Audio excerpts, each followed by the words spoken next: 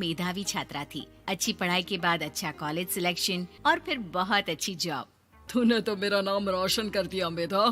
अरे लेकिन ये जो काम करने का तरीका है ना, इसे बदल ले।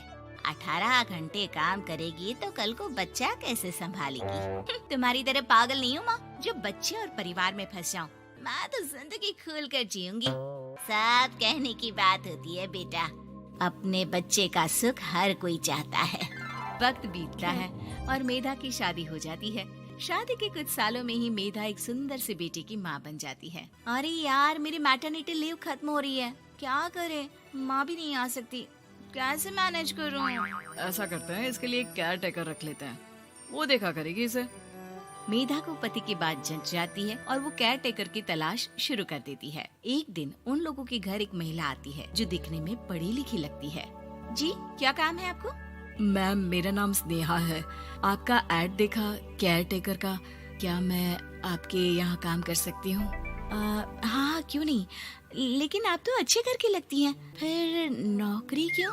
दरअसल मेरे ससुराल वालों ने मुझे घर से निकाल दिया क्योंकि मैं माँ नहीं बन सकती और माता पिता भी नहीं है इस दुनिया में। तो अरे कोई बात नहीं, तुम लक्ष्य को ही अपना बच्चा समझो और यहीं रहना, और किसी भी चीज की जरूरत हो ना तो बता देना। नेहा खुशी खुशी लक्ष्य को संभालने लगती है। रात को जब मेधा घर पर आती है, अरे क्या बात है स्नेहा, तुमने खाना नहीं खाया क्या? अरे दीदी, आपका बेटा टाइम दे तब ना। अरे तो जब वो सोता है तब खा लिया करो। तब तो मैं इसके पास ही बैठी रहती हूँ। कोई मच्छर या कीड़ा काट ले लक्ष्य को तो अब आप पकड़ो, मैं खाना खा लेती हूँ। स्नेहा वहाँ से चली जाती है। बहुत ही अच्छे से ख्याल रख रही है ये लक्ष्य का। मेधा, इतना तो शायद तुम भी ध्यान नहीं देती। मेधा को पति की बात बुरी तो लगती है, लेकिन कुछ नहीं कहती। धीरे धीरे स्नेहा मेधा और उसके पति के साथ बाहर भी जाने लगी। सुनो, स्नेहा को भी बाजार ले चलते हैं, वो क्या है ना, लक्ष्य को देख लेगी जब तक मैं शॉपिंग कर लूंगी। हाँ चलो, वैसे मैं चाह रहा था कि लक्ष्य को लेकर हम दोनों ही चलते। क्या यार, तुम तो फ्री में इमोशनल हो जाते हो, कितना देख लेंगे हम दोनों मिलकर, ले चलो उसे। कार से निकलकर मेधा और लक्ष्य रोड क्रॉस कर रहे थे कि सामने से कार आ जाती है। मेधा का ध्यान नहीं होता, लेकिन स्नेहा तुरंत लक्ष्य को मेधा से छीन लेती है। मेधा गिर जाती है और कार मेधा को छूकर निकलती है, जिससे मेधा को खून आ जाता है। पति मेधा को हाथ देकर उठाता है। स्नेहा लक्ष्य को लेकर गले लगाई रहती है। थैंक्स स्नेहा, मैंने तो ध्यान ही नहीं दिया था कि कार आ रही है। स्नेहा का गुस्सा मालकिन पर टूट पड़ता है। अरे कैसी माँ है आप, अगर आज कुछ लक्ष्य को हो जाता तो मैं आपको कभी माफ नहीं करती। छोटा सा बच्चा है, उसे चोट लगती है तो पता है कितनी तकलीफ होती है। पति भी स्नेहा को देखने लगता है कि उसे क्या हो गया।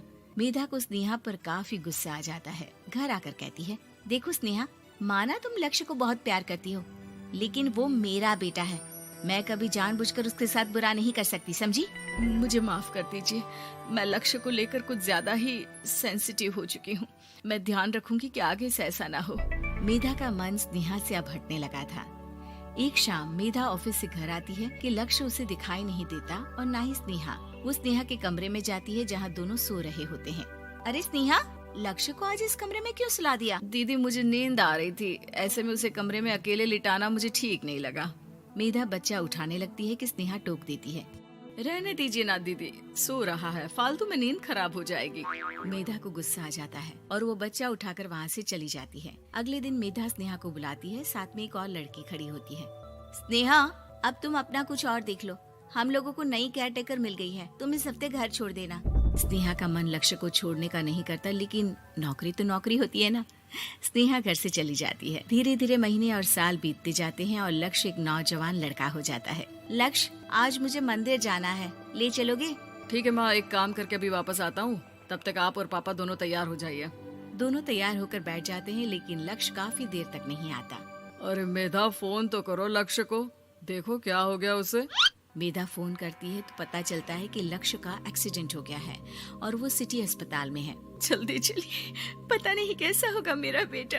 अरे चिंता ना करो, सब ठीक होगा, मैं अभी कार निकालता हूँ। दोनों मियाँ बीवी अस्पताल पहुँचते हैं, जहाँ वो लोग देखते हैं कि लक्ष्य बिस्तर पर पड़ा होता है।